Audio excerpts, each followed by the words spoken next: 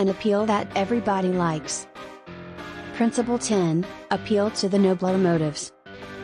A person normally has two motivations for doing something, one that sounds nice and one that is genuine. The individual will know their true cause. You don't have to highlight it. Being idealists at heart, we all prefer to think of excellent reasons. You expect people to perceive things the way you do. However, if we are perceived to have a different objective, we encourage them to consider it from our perspective.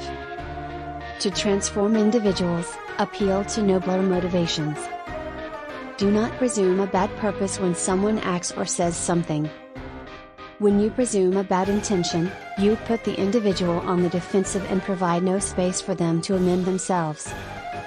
Instead, try to assume a good intention. Even if the individual had a negative reason, they will feel bad about what they had said or done and will have better regard for you as a result. From How to Win Friends and Influence People by Dale Carnegie. Part 3, How to Win People to Your Way of Thinking.